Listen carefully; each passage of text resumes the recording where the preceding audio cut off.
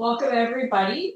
Today is session one of our learning community series on supporting healing after suicide for service members, veterans, and their families.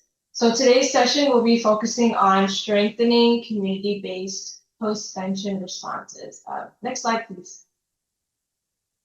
So I'm going to be the session moderator for today. I am Chantal Boudreau, and I am a project associate with SAMHSA's SMVF TA Center. Next slide, please. Our disclaimer: the views, opinions, and content expressed in this presentation do not necessarily reflect the views, opinions, or policies of SAMHSA or HHS. Next, please. So our agenda for today is the traditional learning community format. We just welcome everyone in. We do our introductions, overview. We do the first part of the presentation with some Q&A, facilitate discussions, polls. Then we'll have the second part of the presentation, and same thing with Q&A, facilitate discussions and polls. And we will wrap up. Next slide, please. All right, so for ensuring a safe and inclusive virtual meeting space, we always ask just that you set your name to what you want to be called in the meeting, that you please disable any AI transcription or recording services and use only the Zoom live transcription setting. Definitely feel free to turn on your video, especially during discussions if you're able to do so. And obviously, as a courtesy, we ask that you please mute your microphone when you're not speaking, and that you use the raise your hand feature or chat function to communicate with the group. And please wait to be called on when you do use the raise your hand feature, just to be courteous of everyone here today. Next slide, please. All right, so our highlights are to approach our objectives are to highlight approaches for mobilizing community partners after suicide loss, to review strategies for engaging veterans serving organizations, local agencies, and faith-based groups, as well as to explore the Arizona Be Connected Community Guide to Postvention as a practical tool for building sustainable networks. Next slide, please. All right, so we definitely will ask that you please take a minute and just introduce yourself in the chat, your name, agency, state, territory, tribe, just to let us know, who is here with us today in the meeting. It's always nice to see. So next slide, please. So again, just welcome everyone, and we are going to be kicking off with a poll, just to kind of level set and see where people are.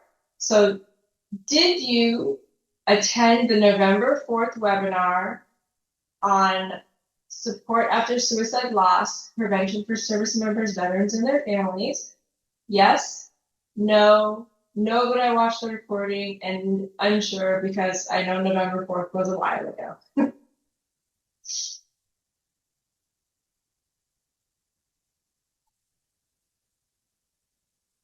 Thank you for filling this out. This helps give us an idea of where everyone is as far as some of the information. So I've still got people answering. I think we're good. We can share the results. So we have about 1/3 said yes. A good portion, 43%, said no. No, but did watch the recording, so 14%, and then a few people are unsure if they watched it because it was a while ago.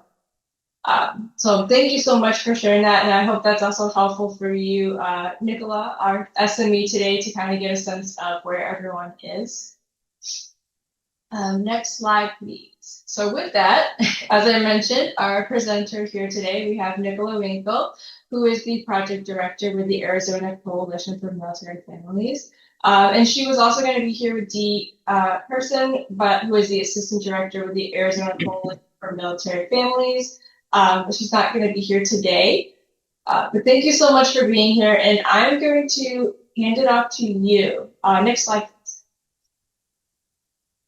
Thank you so much, Chantel, and good afternoon or possibly good morning to some of you. It's great to be with you today. Thank you for joining. I'm Nicola Winkle, Project Director for the Arizona Coalition for Military Families. I'm also the co-lead of our Arizona Governor's Challenge team. Have been a part of that since the beginning of the Governor's Challenge and even predating that back to the SAMHSA Policy Academy teams way back to 2010. So if those of you who maybe have been around a little bit longer might remember that too. But I'm really glad to be with you to share a little bit about our community-based postvention work. Um, I will say that this work came about because we recognized that we had some work to do to strengthen how we were able to respond, both on an individual and organization and community level. And through the TA Center, I've had the opportunity to focus on this work.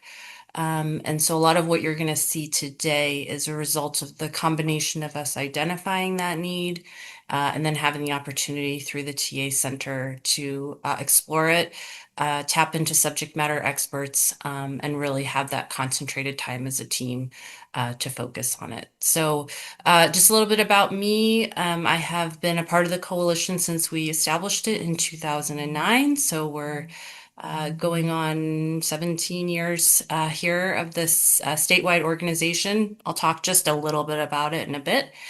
But personally, I'm also the spouse of a veteran. So my husband, Thomas, served in the Marine Corps and Operation Desert Shield, Desert Storm during the first Gulf War. So as for many of us, this work is both a professional focus and passion, but also has personal meaning as well. So again, thank you for joining. And the intent of this, I know, format, as Chantal shared, was for it to be a smaller group and interactive. So please feel free to join in the discussion as we go. And what we really hope you will take away from this is for you to personally be able to think about your ability to provide postvention support as appropriate, but also how you can strengthen how postvention support is provided on the organization and community level as well. And hopefully some of these strategies might be helpful to you as you advance that work in your states and communities. All right, next slide. So just a little overview of what we're going to do. I'm going to talk very briefly about Arizona, our work in Arizona, partly to just give you context for what the environment is in which we are doing this work. Talk about our establishing a focus on postvention and what sort of led to that. And then we have both a partner protocol for coordinated care and response in postvention and also strengthening our community readiness for postvention support. Next slide.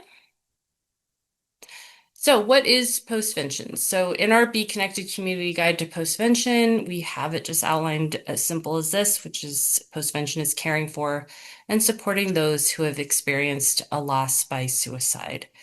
And as we go into this more, our goal is really to be able to think comprehensively about what this means and to really come at it from a place of care and support and with a prevention mindset as well.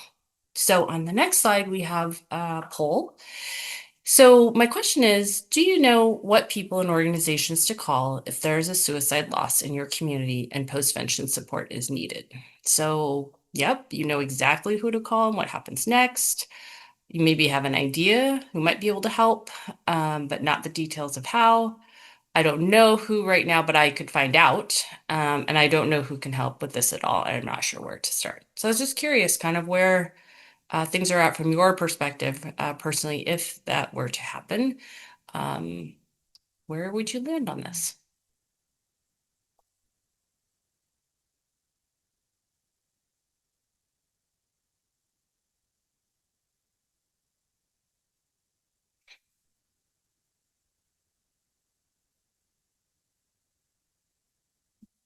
So Chantel and Aaron, once you have the responses, if you could share those out, that'd be great.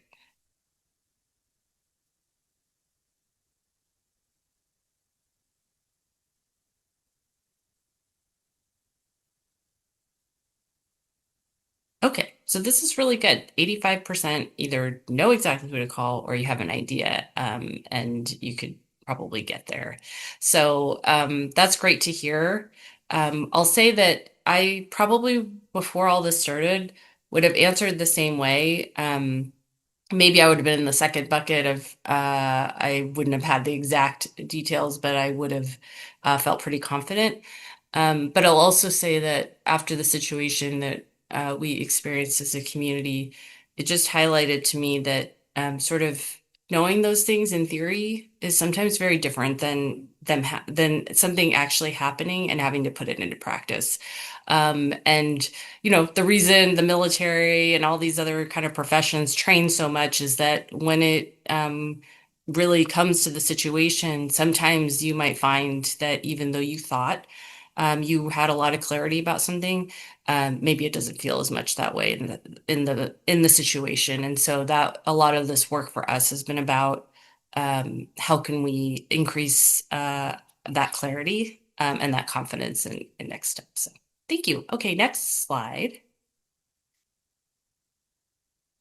So I'm going to just talk very briefly about our upstream prevention model. I did share this in the webinar in November. So some of you have seen this a little bit before, but again, just context so that as I talk about our work here in Arizona and some of the concepts, you kind of have a background for that.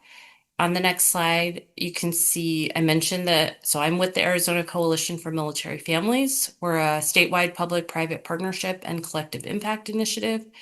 And we're really focused on building the ecosystem of support. So helpers, organizations, and communities. And as I mentioned, established in 2009.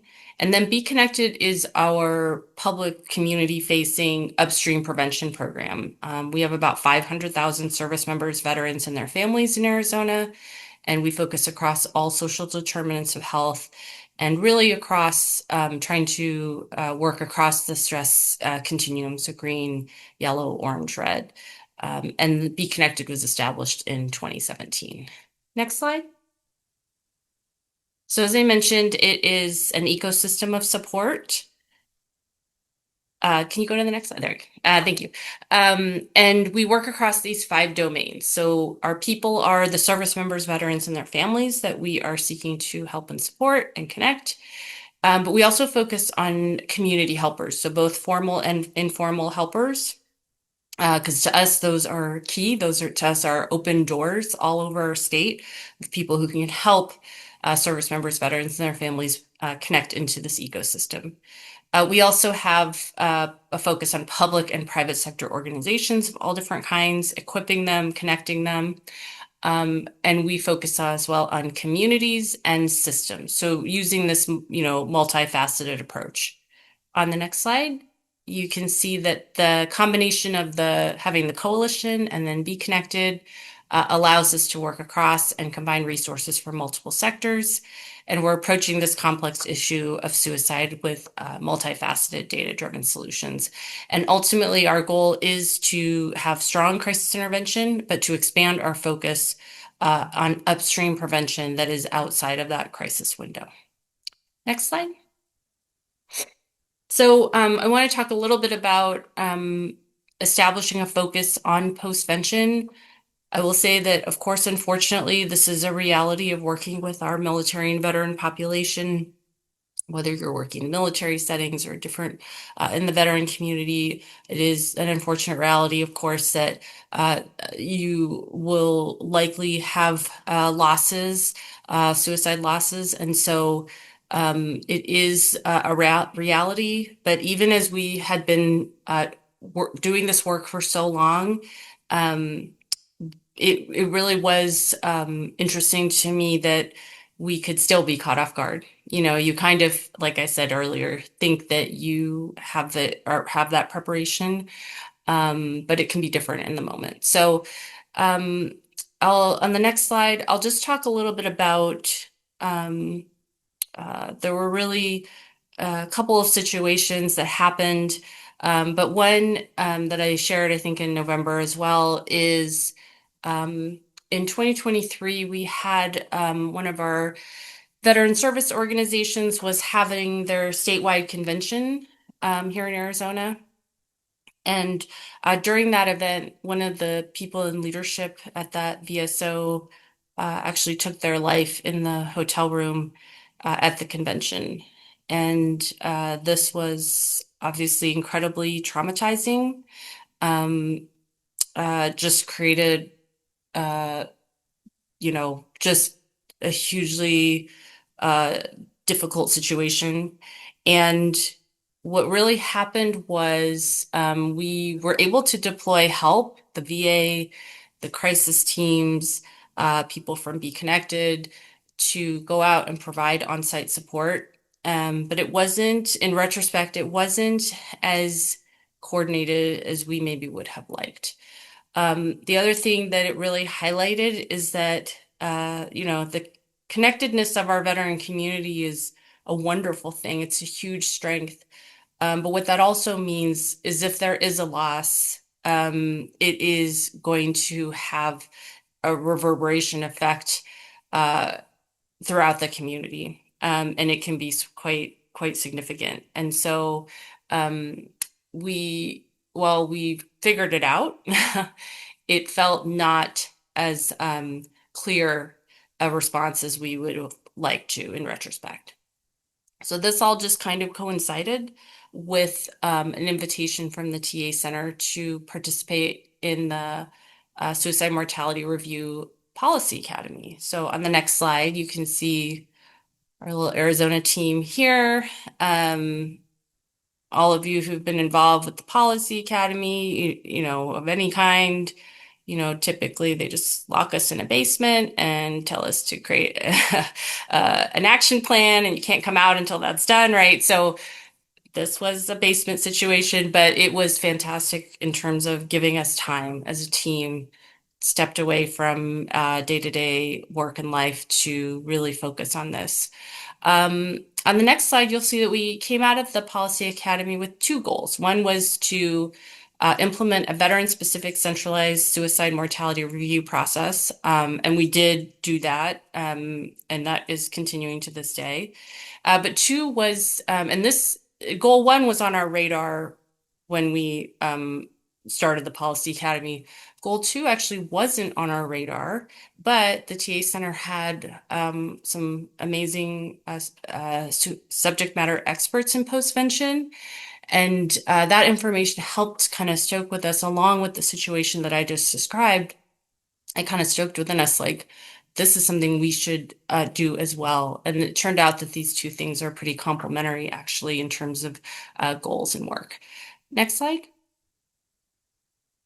So what we found is that 25% of cases reviewed by our veteran suicide mortality review team in year one had and it really should say had a known family history of suicide, because those were just the cases where it actually was documented in the case record that the person had someone in their family die by suicide. It very potentially could have been more, of course, but that's as many as we knew for sure based on the records. Um, so really significant. I recall one case in particular that was just really striking was the grandfather had served in World War II and died by suicide. The father had served in Vietnam and died by suicide, and the decedent on the case we were reviewing was a post 9/11 veteran with young children who had died by suicide. And it was a very tragic situation, but also really highlighted the sort of potential generational impact of this type of trauma. So as a result of, what this showed in the data, postvention support and strengthening postvention support is also one of the six recommendations for implementation from our veteran suicide mortality review. Next slide. So our postvention effort in Arizona was two things: our internal partner protocol and our community guide for postvention support. We'll go more into the second one as we go through here through the learning community. Next slide. So the partner protocol was sort of internal work behind the scenes. This isn't something published, but it's just was helping us as partners. On the next slide, you can see helping us as partners to just be more organized, who are going to be the points of contact for those different situations, different agencies, who do we contact, who will then coordinate the response from that particular agency. Next slide. So what, so I'll say what we saw is that, of course, the state conventions for the VSOs are yearly. So after a year had gone by, of course, another state convention came up. And for sure, like there was still very active trauma as a result of what had happened the year before. Not unexpected at all.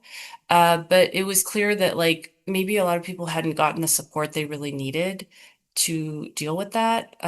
So again, we were as a community able to deploy, teams to go out and provide support and just quite frankly help people process some of what they'd experienced. So it just really highlights the importance of this comprehensive approach and looking at what more can we do in any one situation. Okay, on the next slide. So here are some key questions to strengthen postvention readiness. To think about who has the individual knowledge and skills to provide this type of help in our organization and in our community. As we all know, not everybody is suited to this. This is not a situation where everybody should be able to do this. I mean, very likely in our life, we will potentially encounter situations where there have been losses. But in terms of like community response, it's not like just everyone and anyone can do this. Like you have to have the skills and the knowledge, and it has to be a fit for that person as well, given their background to be able to extend that support. What partners can be involved? Obviously, the VA has a very robust postvention effort at this point, but there are also a lot of amazing community-based organizations that do work as well. And sometimes you'll see that the dots are not always connected between those things. What program services and resources already exist to do this work? So mention, VA suicide prevention, mobile crisis teams, loss teams, things like that. And then I think a really important question is what is available across time? So obviously a lot of emphasis gets put on the immediate situation and the immediate needs. But we're really trying to emphasize, and you'll see this as we look at the community guide to postvention, really trying to emphasize that ongoing care and support. Like I said, when we, revisited that situation with the VSO a year later, it was still fresh and still having an impact on those members. And then how can we make sure we're also supporting the helpers? This is challenging work and challenging effort to provide support in this way and making sure that we are supporting helpers. So I think we'll pause here and ask does anyone have any comments or questions? Feel free to pop off mute if you want or use the chat. Any thoughts on any of these things? Have you encountered these kinds of situations in your community? Have you had, positive, strong community response? Have there been situations where maybe support wasn't able to be provided like you thought it could have been? Be very interested to hear your thoughts and experiences.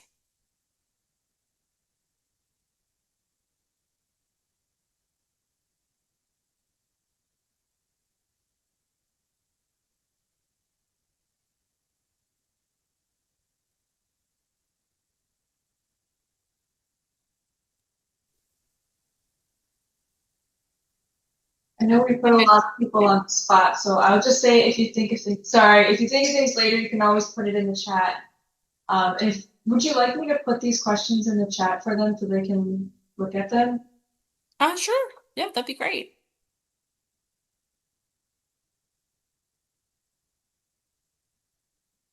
Okay, I think on the next slide we have some So these are some facilitated discussion questions. So yeah, I'm curious if anyone has recommendations for the group around this kind of work. Like, have you had postvention efforts? Maybe examples where you've seen it done well, or um, anything else you'd like to share? I know here in southern New Jersey, the postvention work has been incredible, but it also seems very fleeting, if that makes sense. Where if a tragedy will happen, I work at the VA here in suicide prevention, running a suicide prevention peer team.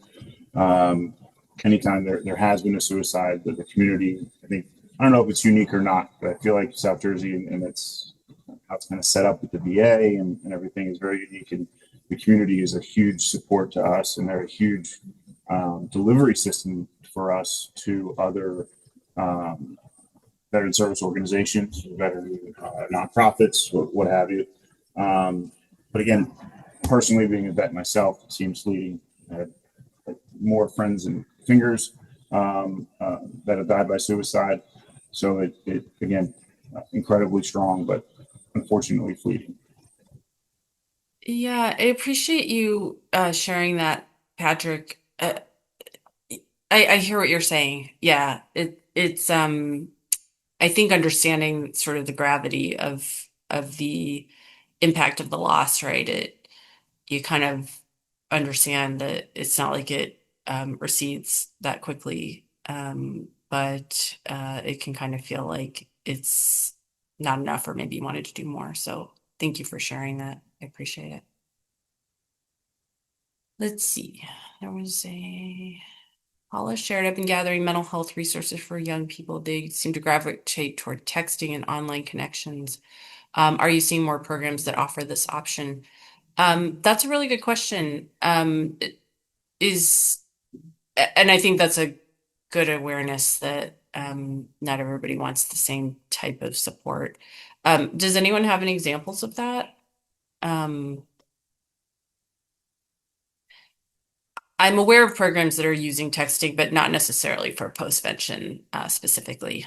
So, um, yeah. Does anyone have any experience with that or heard of that? Yeah, I know 988 you can text their hotline, and they also offer uh post event support as well. Yeah, that's great. Thank you, Cody.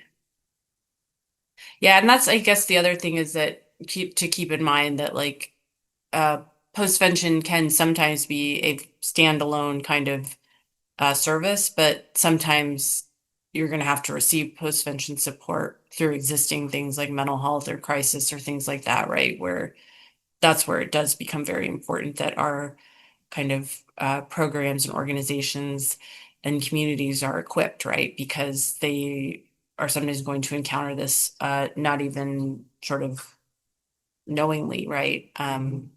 So, okay, I'm just gonna share that I'm all of a sudden I'm in a thunderstorm in Phoenix, Arizona, which is highly unusual. So I'm hoping everything holds on here, but I'm actually gonna let my dog out because he's kind of freaking out.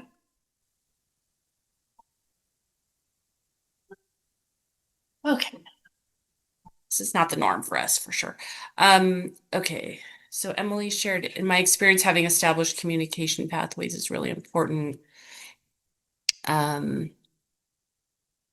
Coordinating an effective and meaningful response to organizations, community members, survivors means responders need to know what has happened and without contributing to any trauma in the process. I think that's a great point.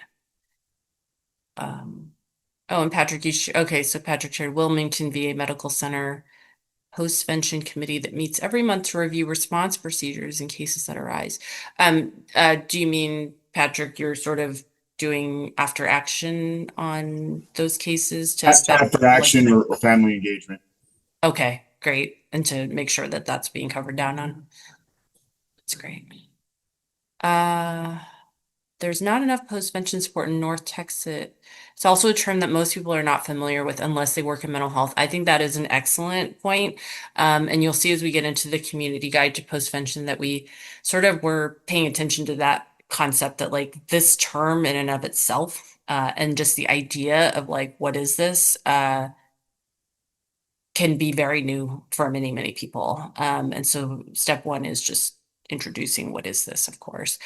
Some people are thrust into it, of course, and they find out on the fly, but the more we can sort of educate about the importance of it, it just helps to strengthen the readiness of our community to respond. So, okay, thank you everyone for sharing. Feel free to drop additional comments in the chat as we go. Okay, next slide, I believe we have another poll question. So this is the other one we were talking about more like, do you know who to call? But I'm curious for you individually as a person, how equipped do you feel to provide or facilitate support for a person, organization, or community experiencing a loss? So, you know what to do, you feel equipped, somewhat confident, unsure, or do not feel at all equipped to help or facilitate support.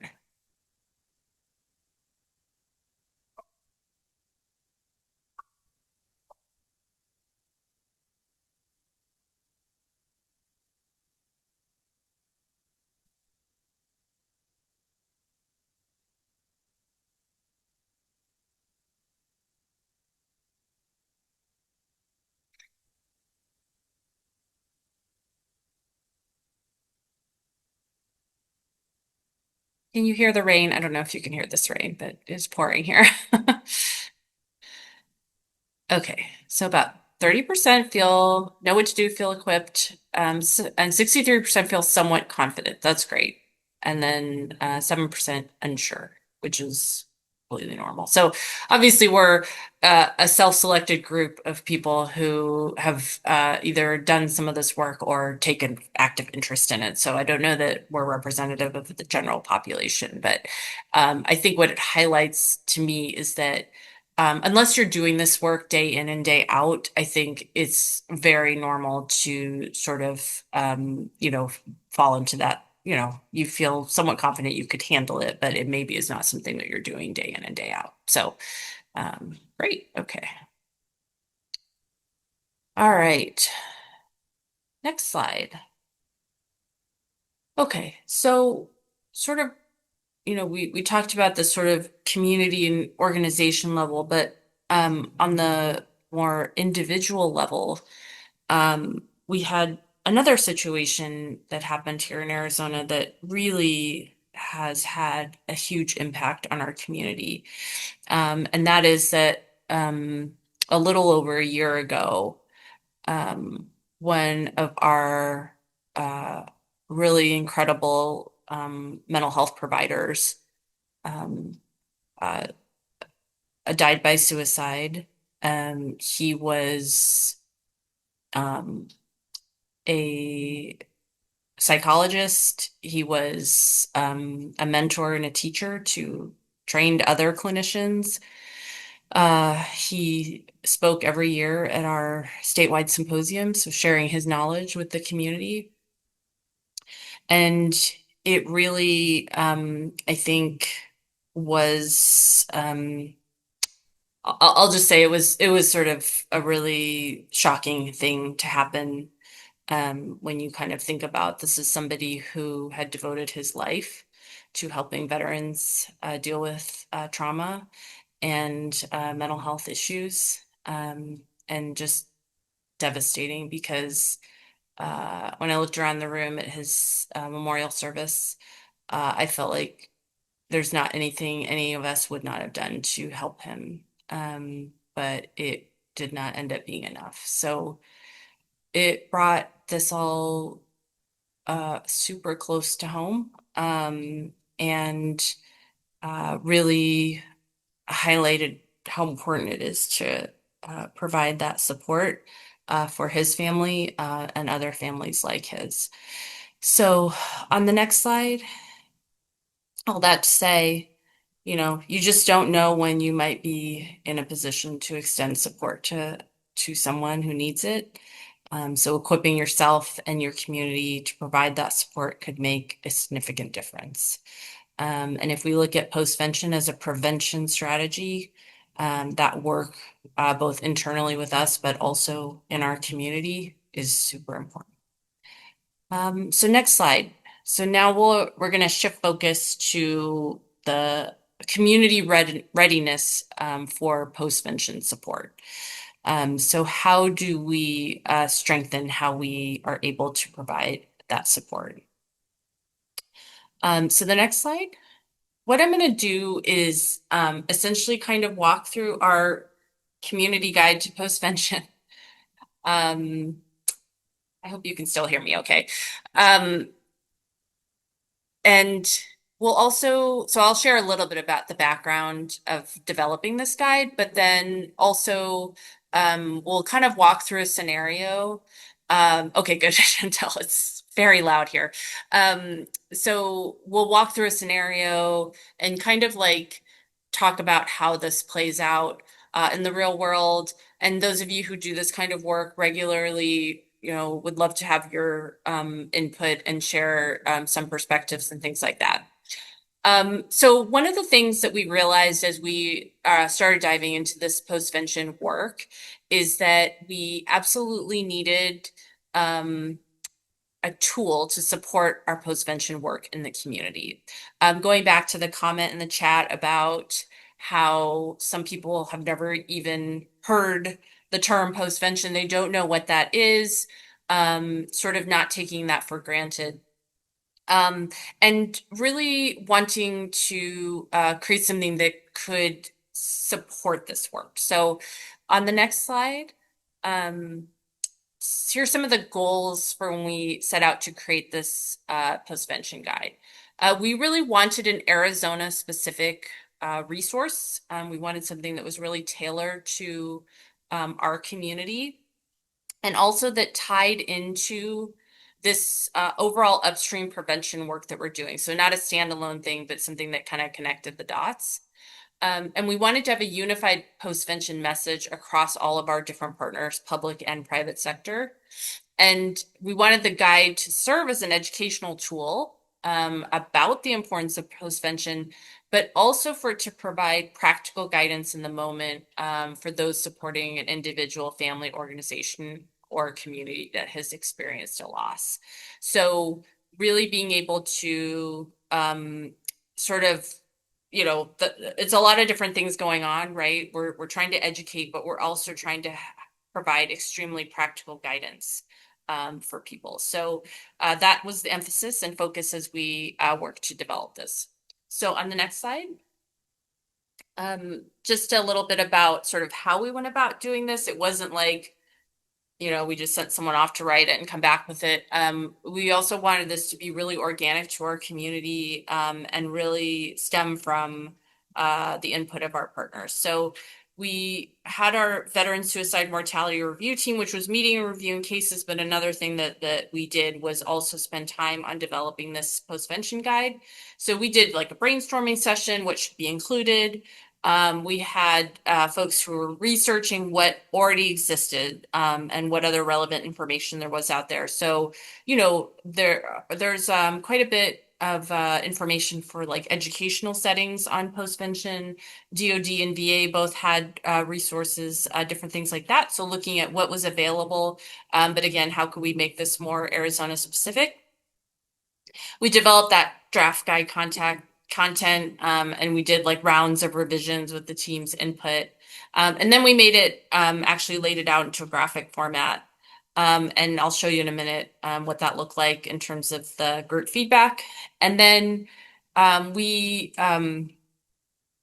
got some amazing help from the TA Center to have subject matter experts review the postvention guide, because it was really important to us to make sure that we're really capturing things correctly. The messaging was on point and it was clear. And we had some incredible SMEs who helped us review it and really get it, really the final sort of version of it. And then we released the print and digital versions of the guide in April of last year at our statewide symposium. And you can see that entire process took about a year and a half. These things are not fast usually, so but we're really happy with that.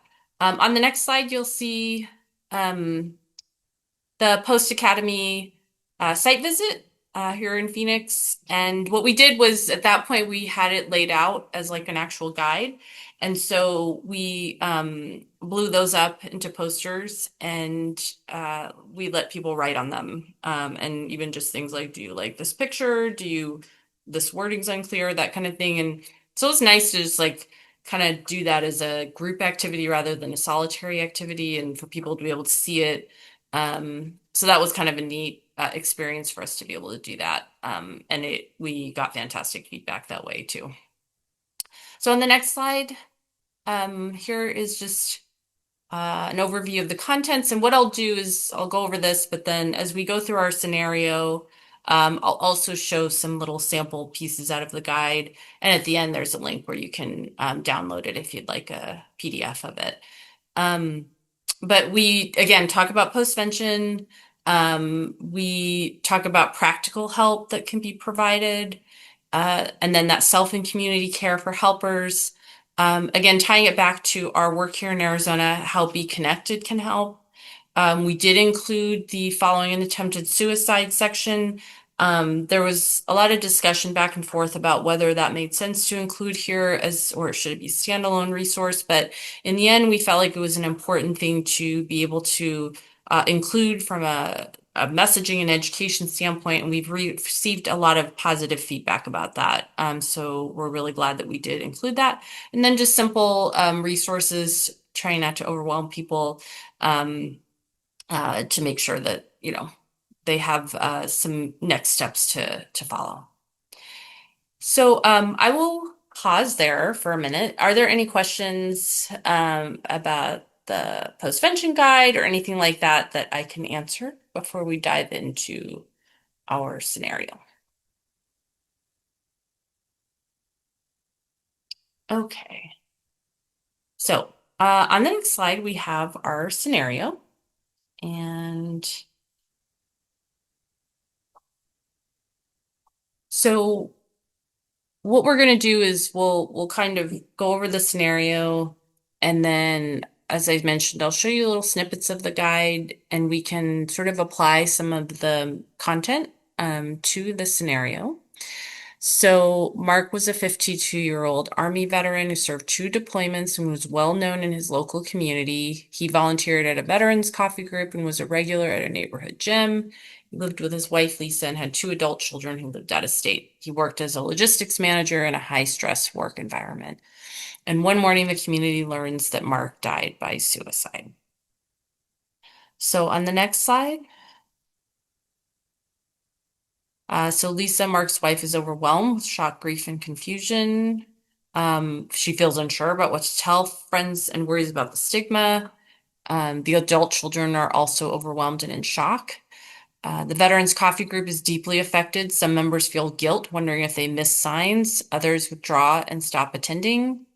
A close friend, also a veteran, begins isolating and drinking more, saying, if Mark couldn't make it, what chance do the rest of us have? And his work colleagues are in shock and all dealing with it in different ways. Some want to talk about it, others are avoiding it. And the broader community wants to help, but doesn't know what to say or do without causing harm. So that's sort of the immediate impact after the loss. So on the next slide, so again, part of our goal is education and helping people understand the impact of suicide more. And so you'll see here that it talks about, obviously there's the immediate families, there's going to be an impact, but also these other sort of individuals and entities that might be affected as well. And that research shows that there's an average of 135 people affected when there's a suicide loss. So the question is, in our scenario, who is impacted by the loss in this situation? feel free to pop off mute or use the chat, whatever you would like. So who's affected? Yeah, the coffee group. Yep. You see like the feelings of guilt there, or just devastation there. Yeah, the family, Yep. The family. friends. Yep. Yeah, hopelessness. Thank you, Paula. The coworkers. Yep. I don't know. Have you any of you had that know of situations like that where it's like a workplace just has no idea what to do, and sometimes they just ignore it, right? The answer is we're just gonna do nothing, right? Like, and yeah, it can be not great. Yeah, everyone all the way from friends and acquaintances to first responders. Yes, I think first responders is a great point.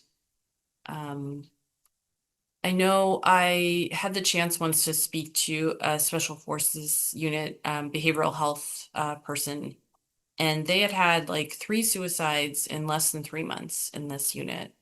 And so I said, what has the commander been saying to the service members about what happened? And they said, nothing. They don't know what to say, so they're saying nothing. And you're like, okay, well, it's definitely a missed opportunity for postvention and prevention. And so yeah, the not saying anything can also, sometimes not great what people do say, but the not saying any or doing anything at all can be really detrimental. Any other thoughts on this? Okay.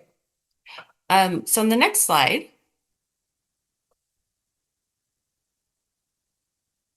so another section that we have again around education. And here we have a section on being aware of self-blame and grief shame. So I know it's a little bit small, but it says it's a common experience to wonder what we could have done differently or why we could not prevent the suicide. It is normal to have these thoughts, but we need to be conscious of how we speak to ourselves and others to avoid self-blame or grief shame. Grief shaming can happen so easily that we often do not realize we're doing it. So examples, this might take the form of hindsight. I should have seen this coming. I should have asked more questions. I should have reached out. It can also take the form of minimizing. Why am I so affected by this? I haven't seen or talked to them in years. I don't know if you all have had this kind of experience where I guess on paper you might say like maybe you shouldn't have been so affected by something, but it does. And there's just combinations of factors, right, that end up having a different impact on different people in different situations. Like, and this colleague that we lost to suicide, like this is not someone I worked with week in, week out. I saw him probably a couple times a year, but there was relationship there and connection there and respect. And so even though this person was not part of my sort of regular work life or whatnot, hugely impactful to have that loss. So, and then it can also take the form of judgment. I should be more upset about this, like instead of just, sometimes you just accept what we have going on. So in our scenario, what might self-blame and grief shame look like for the loss survivors in the situation? You have the spouse, you have adult children, we have the coffee group of the coworkers. What might some of that look like for those different individuals? Or what have you seen maybe in situations that you've interacted with people?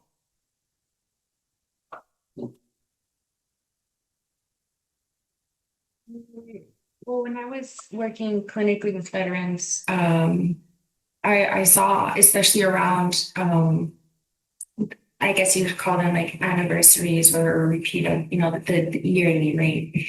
I'd seen really a disruption in all of their their physical health. So we're really struggling to manage their insomnia, manage, triggers and intrusive memories, and then that spilling into their work and really becoming even more anxious and more stressed about, it reduced performance. That is such a great point, Brandy. Thank you for sharing that, that those yeah, those physical manifestations can have a huge impact, and that then like exacerbates, right, what's happening from a mental health standpoint as well. Yeah, thank you for sharing that. Ursula, I saw your comments. Yeah, your comment about child protection and Yeah. social workers. Yeah, that repeated exposure is hugely impactful, isn't it? Yeah, and it becomes, this line of work never really ends. It's not like we can, as a group, take a break, take a couple days away from the work still happens. And so it is this weird sense of loss where you still have to, deal with crises, deal with removing kids, deal with going to court, while at the same time you're looking at your coworker's desk and it's, empty, or it's kind of like, I don't know if people are afraid to talk about it because they'll almost like it's catchy, which is a weird thing, but yeah, it's when you're in well, I guess with a lot of first responders jobs, you don't get that opportunity to kind of always debrief, and that feels very isolating. Thank you for sharing that. Yeah, and I think if you have people in leadership who really don't feel equipped or knowledgeable or don't know who to call to help, like there can be a tendency to just kind of let's ignore it and hope everyone can move on, right? And it's just it's a lot. It's a lot for people to deal with. Thank you for sharing that. Um, yeah, Latelma, going over recent past interactions, questioning if you missed something. I mean, I think that is like very, very normal, right? To just be like, obviously there's something I missed. Sarah shared, I should have done more. Absolutely. Michael shared isolation. That is a huge concern as well, huge risk factor as well. Lee, I've seen it minimized by senior corporate management. It's been years. Why are employees still talking about it? Yeah. Yeah. That's not great. And then Cody, the what ifs, placing blame, doubt, etc. Yeah, it's like sort of grasping almost, right, to like I need an explanation for this happening. You have to. We as humans want to make sense of things, and sometimes you just can't. But we don't always accept that. So, yeah, thank you, everybody. I appreciate your input with that. Okay, on the next slide, so another section we have in here is affirming messages. So, uh, so kind of trying to like counterpoint the self-blame and grief, shame, encouraging, affirming messages to self and others. So I'm so thankful I had them in my life. No one is responsible. I am not responsible. Here are some ways I'm available to help. Let me know if any of these would be helpful right now.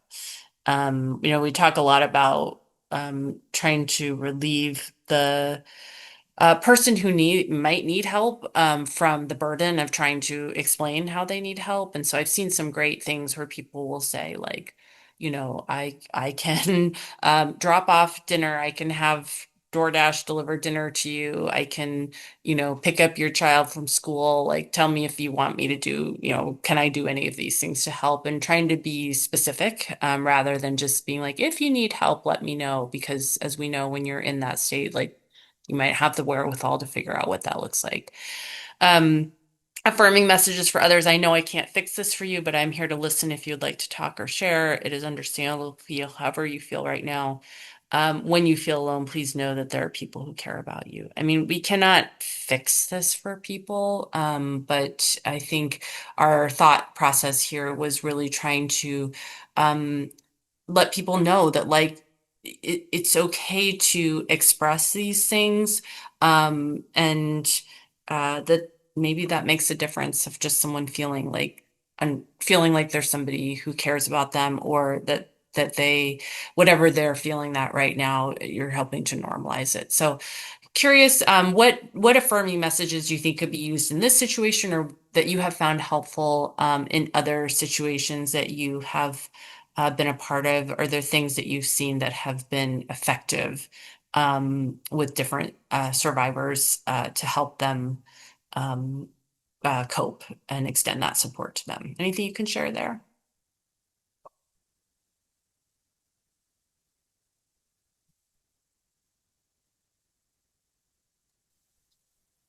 I think I think it's important to acknowledge pain and to allow a healthy space in order for people to grieve, um, and to try to avoid any minimizing type of conversation, like that may detract from how they're feeling, right?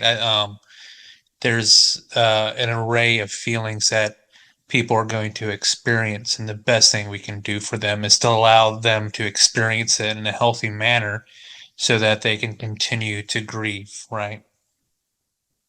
I think that's such a good point. There are a lot of phrases that can sort of shut people down, right? With being able to experience their grief and trauma. So, yeah, that's great. Thank you for sharing that, Cody. Anyone else? What affirming messages do you think might help in this scenario, like with the coffee group or the coworkers or things like that? Ursula? I think that, and I mean, honestly, for the sake of self-disclosure, in 2005, my husband took his own life. And so, I'm trying to think back of the things that were helpful to me. Of course, the whole thing is a blur. I had two-year-old sons, and I had to kind of just keep it moving at some point. But I think that, as helpers, we can be quick to want to fill in the space of silence.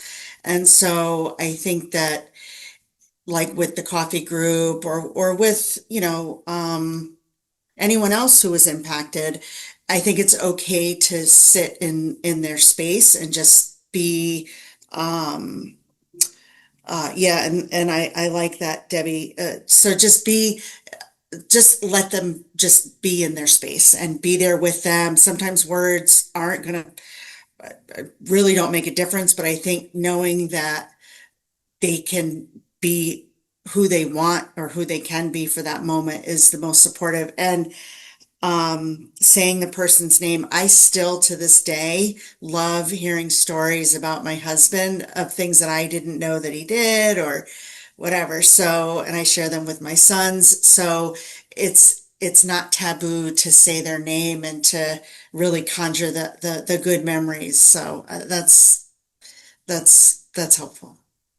Thank you so much for sharing that. I really appreciate your willingness to share that and your own personal experience there. And yeah, I think um, the pressure to feel like you have to fill the silence can sometimes maybe be counterproductive to what we're trying to do, right? So thank you very much, Ursula. I really love these suggestions. So the coffee group coming together to enjoy the individual's favorite beverage in memoriam. That's really nice, Cody. Yeah, Debbie saying the person's name, sharing a favorite memory. Um, and Paul, I like that. Can I come over and sit with you a bit? That's really lovely. Um, Patrick, I personally hated being told people were sorry for my loss. People showing up to exist with me was the most helpful. Thank you for sharing that, Patrick. Yeah.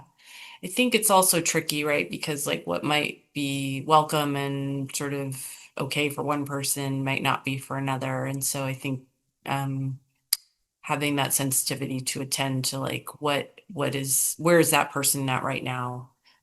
It's not one size fits all, obviously. And so really, um, I think it can be a hard thing for us as humans, especially, assuming we're in the sort of environment of like, or, in the network of this person passing, like you as a support person may also be impacted, right? And so it can be difficult to kind of make sure that we're really attending to the needs of that individual person. I don't know if you've seen this graphic where they talk about, the kind of concentric circles when there's a trauma or a loss, and that the idea is that support pours in.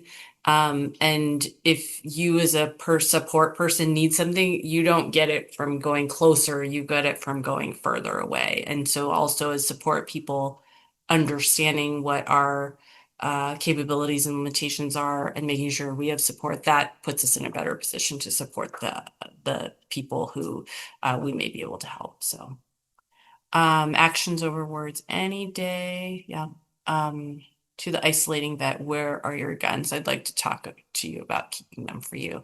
Yeah, I think Lee, you're really diving into the postvention is prevention aspect of things, right? And making sure that we're really paying attention to that. Yeah, thank you so much for sharing, everybody. I really appreciate that. Okay, on the next slide. So now we're back to our scenario in the weeks following the loss. So Lisa, Mark's wife, feels overwhelmed and unsure what help she needs. Mark's adult children have returned home and are grieving from afar. Veteran friends and acquaintances from the coffee group feel torn between grief and guilt. And his workplace is trying to get back to normalcy, but things feel off and it's not clear to people what to do. So I think like these are all things that we would expect in terms of potential impacts on people. So we'll, on the next slide, kind of with the guide, we, as I mentioned, also wanted to be a very practical sort of tool, so that if it's in the hands of somebody who, let's say, is in a position to help others who may be experiencing this loss, we wanted to provide some guidance around that. So in the guide, the practical postvention help is divided up into different sections, time-wise and also kind of subject-wise in terms of who we're talking about. So here is an example of the first 30 days for immediate family members. And, you'll see here, this is not meant to be like a checklist in terms of like, let's go through and check all these things off. We intend it more as like, here are some things that maybe need to be attended to. And so maybe you can see what is relevant for this person's situation, and maybe what if, what help can be provided. So like for our scenario, if she's overwhelmed, understandably, and she isn't sure what help she needs, how can those around her extend support? Like what are some things that people can do, or I would say like approaches people can take when you're dealing with somebody who is in a situation where they are just completely overwhelmed? What are some strategies that you have found to be effective, or that has either helped you or that you've been able to help others with, that have been effective in this kind of situation?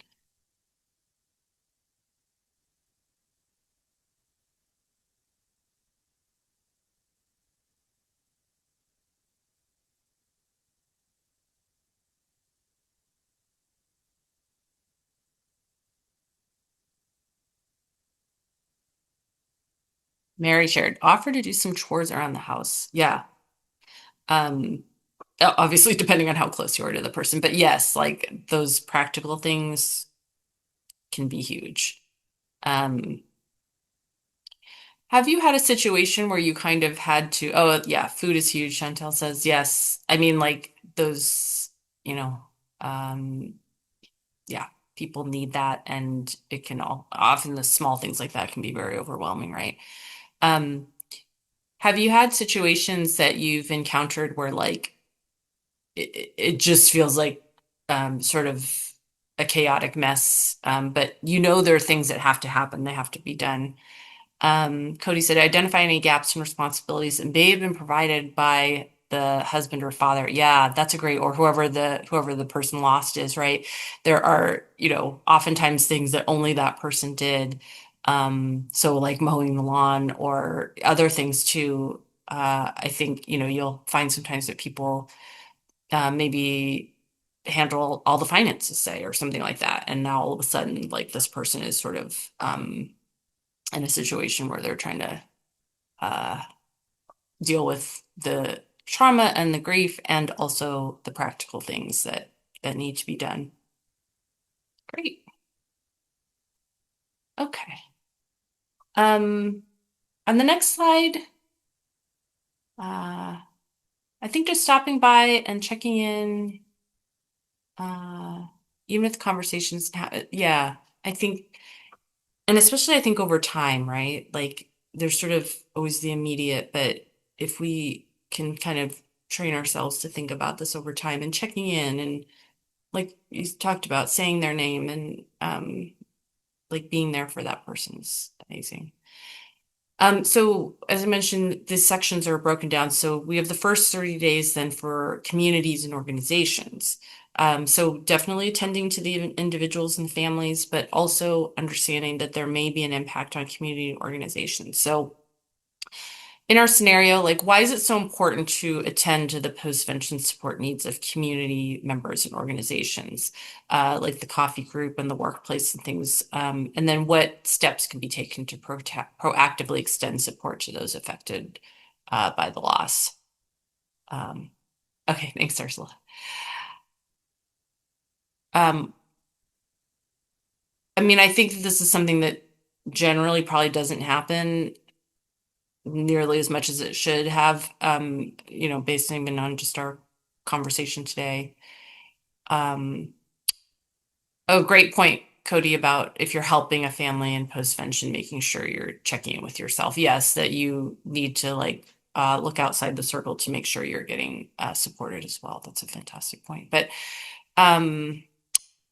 yeah, I mean, what's your experience like? Is this something that you've seen done well, where there's sort of more of that community organization based, where it's been done well, or workplace, where the support has been effective, been provided at all and been effective?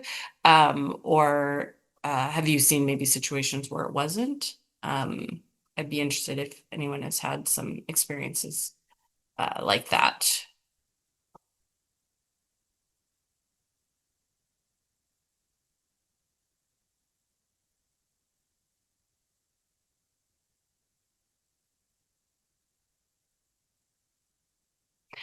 Okay, so I will just say that in our experience, as we've gotten into this, it has been very welcomed. When we've been able to extend this kind of support, it has been very welcome. So even if they didn't really realize even that they needed it, um, I think it's been understood that that is something that can be very helpful to the organizations and the communities. So highly encouraged kind of thinking about that. Next slide is, yeah, great point. This is where community resources such as church, the VA, the post could really come together and offer the support. Yep. Cody, we host paddle out events after a loss to extend open invitation to all who have been impacted. Yeah. I've seen videos of those. They look really incredible. Thank you for sharing that. Yeah, and I think that's a great example too, Cody, of sort of a community healing kind of approach, right? That is acknowledging it and also providing kind of a method for or you know what I'm trying to say. It's providing an avenue for people to process their grief. Oh, Chantel, thank you for sharing. I'm thinking of my childhood. Everyone checked in with my dad after the loss of your mom, but no one seems to ask if the kid is okay because I guess they seem okay. Absolutely. That is such an important point. Thank you for sharing that. And that's, I think, part of what we're really trying to encourage here, right, is to think of this multidimensionally, to pay attention to I think our understanding of grief and loss is evolving in a positive way, and that's such a good point. Thank you for sharing that. Yeah. And I think also your point about like when people seem okay, then assuming they're okay, I think that's not an assumption that we necessarily want to make. And it's not that we have to like barge in on people and demand they grieve a certain way, but I think checking in, and there were some great suggestions here about how to do that. Not taking for granted that they seem fine, so they're completely fine. It could make a difference to check in with them. So, okay. Also alluded to self and community care for helpers, so that's been alluded to in the chat as well. It is vitally important that anyone who's in a position of providing support is also attending to their own needs, because there is vicarious traumatization, you are potentially absorbing a lot of that. And so it's really important that we attend to the self-care. So we're really trying to emphasize that by including that in the guide. And then just a couple more sections here. So on the next slide, as I mentioned, we sort of weren't sure whether or not to include this section, but we're glad that we did, which is following an attempted suicide. So here we then have some guidance around the individual themselves, their immediate family, community members, and organizations. So again, like trying not to just say like everybody move on, let's not think about it anymore, but really try to just put some words and clarity to destigmatize this and say it is important. This is something that we should attend to and extend support for, and hopefully increase people's comfort level with that. So yeah, thank you, Cody. I appreciate that.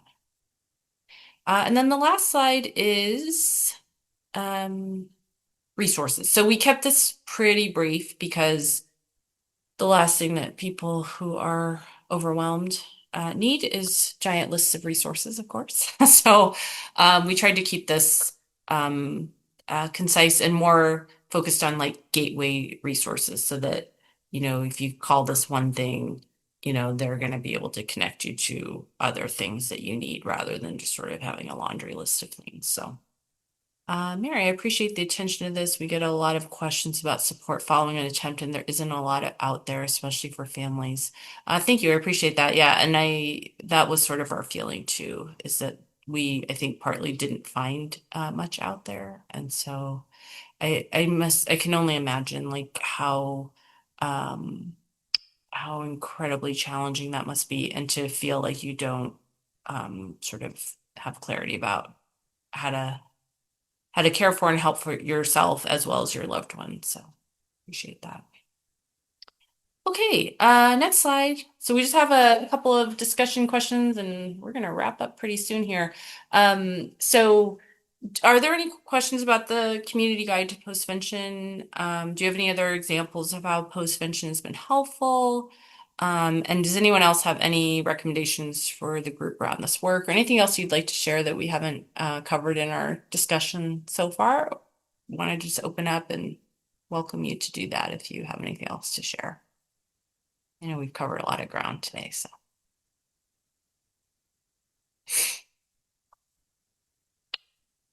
Okay. Oh, Chantel, yeah. Just wondering, are you able to put at some point a link to the guide in the chat? Yes, I have it on 2 slides from now. I mean, we can also add it to the chat, but yeah, it's I'll share that in just a bit so people can download it if they're interested. Yeah.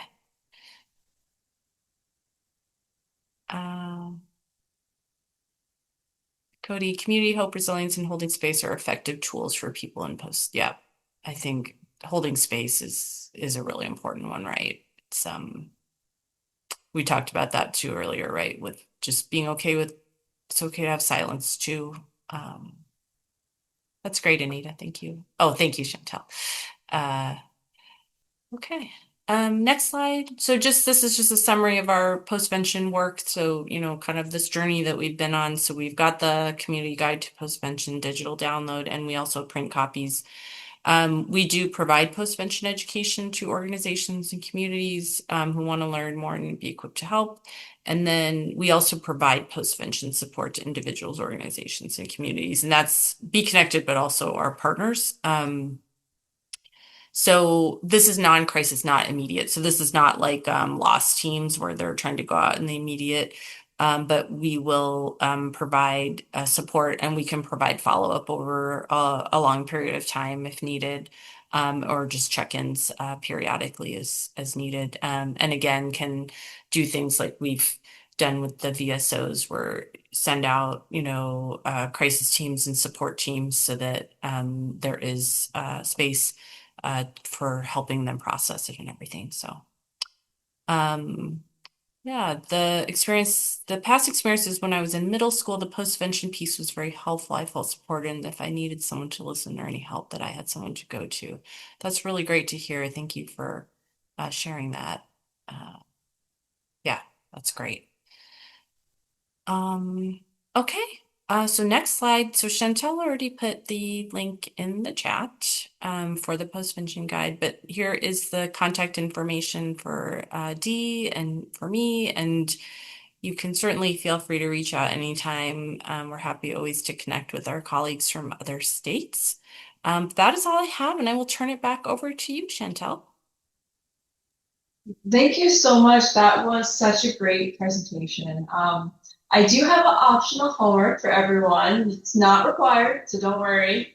But if anyone wants to, so it's a mapping exercise, just kind of to think about some of the stuff today. So write down the first 3 calls. This is something for you to do on your own. Write down the first 3 calls that you would make if a suicide loss occurred in your community tomorrow. And note whether each contact is internal, external, or informal. And also thinking about the relationship, identifying a relationship that would benefit from strengthening. So is there maybe, someone that in the community that would be one to reach out to that maybe you don't necessarily have a very strong relationship to, you know who they are, but that might be just about all that there is, or another group as well that maybe just engaging with them could be helpful in this line of work. So that's optional homework. And then we have our next slide, please. Our next session, and then this was also one of the resources I saw that Nicola put was TAPS. We have our session 2 presentation, honoring and supporting suicide loss survivors through TAPS. And we're going to be having 2 presenters for that one. And that's going to be Thursday, February 5 from 2 to 3:30 p.m. Eastern Standard Time. Next slide, please. All right, so I just want to say thank you so much. Thank you, Nicola, for your time. I put your email in the chat in case anyone wants to reach out. Definitely also feel free to reach out to us if you have any questions to the SMVF TA Center. But much appreciated. This was I feel like I could speak for others, and feel free if you want to type in the chat, but I think this was a really informative presentation, and you made it really, you put the information out really well. So thank you so much. Thank you. I appreciate that. Thank you, everyone, for joining, and feel free to reach out anytime.